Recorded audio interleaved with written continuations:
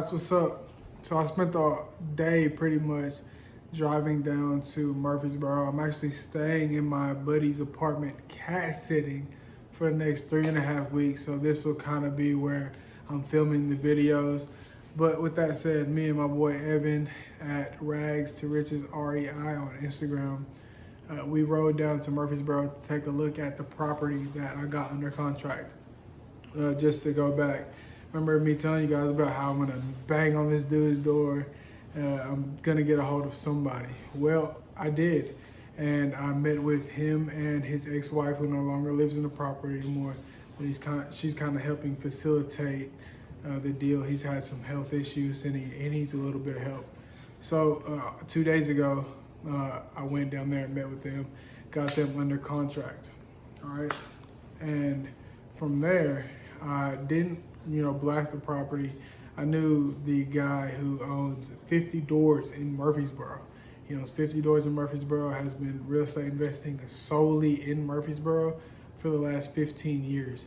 So I contacted him first and was like, hey, could you help me basically run these numbers and take a look at this deal? So yeah, absolutely. So me and Evan met him down at the property today, and we walked all the way through it. This guy was really cool. It's actually funny. This house was 2 doors down from a house that he's closing on Friday, and we went and walked through that property as well. But he told me kind of where I would need to be and kind of what I could do, and then he gave me a price that would make sense for him to buy the property. This property isn't one that he would really mess with. He likes real quick rehabs, and this property needs over 100K worth of work. It's a bigger home, and it's very dated. It's not in bad condition, it's just very dated, so it needs work all over it. So he gave me a price, and I was torn between, do I just blast this property out at what I have it now and see if I find somebody who's willing to buy it, or do I renegotiate the price with the seller and see if I can create a win-win situation for both him, me, and the sellers. So I have a meeting with the sellers on Friday. So in 2 days, I say on Friday, yeah, in 2 days. And we're gonna sit down and we're gonna talk, and we're gonna try to renegotiate the price down.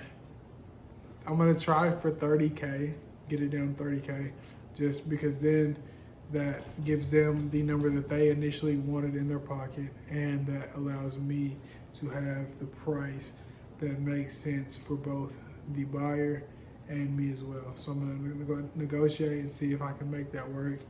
And I'm even willing, man, if I can just make it happen for a low amount, just so I can get the property over and get these sellers taken care of. If they want amount to walk away and move comfortably, and they'll hopefully be able to do that.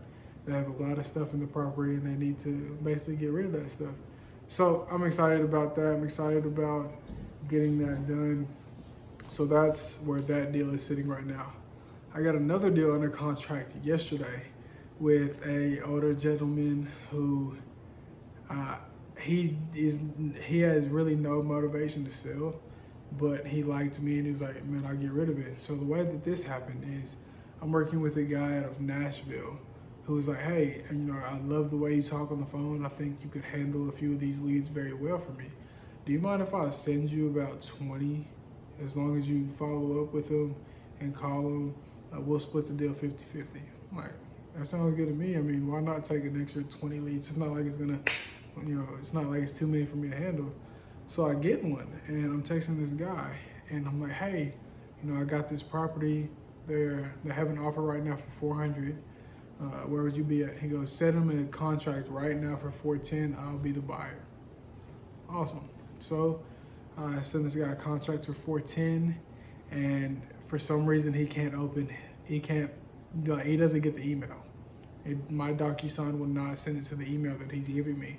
So I'm like, man, what's going on? So I'm like, you're only 40 minutes away. I'll pull up on you. So I drive to this dude, and I get the contract signed. But in the meantime, I'm still texting this buyer who's had me call this listing. He's like kind of ghosting me.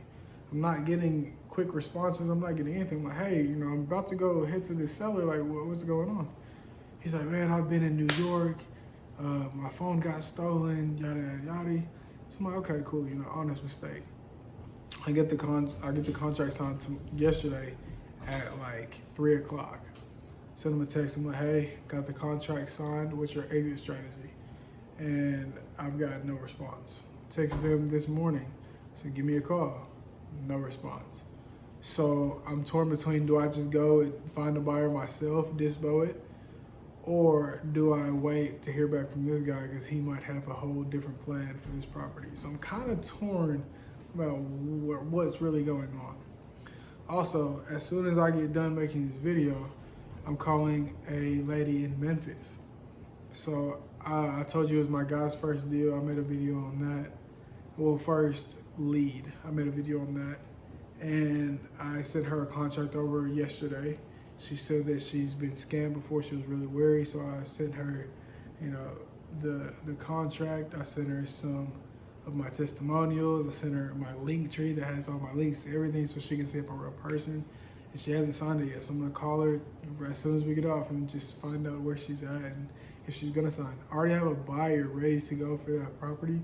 So we'll see where that goes. But I mean, that's just a real quick summary of what I've had going on so far and what I've been doing. And I mean, if everything that I just told you results in a deal, then I'll have 4 deals this month.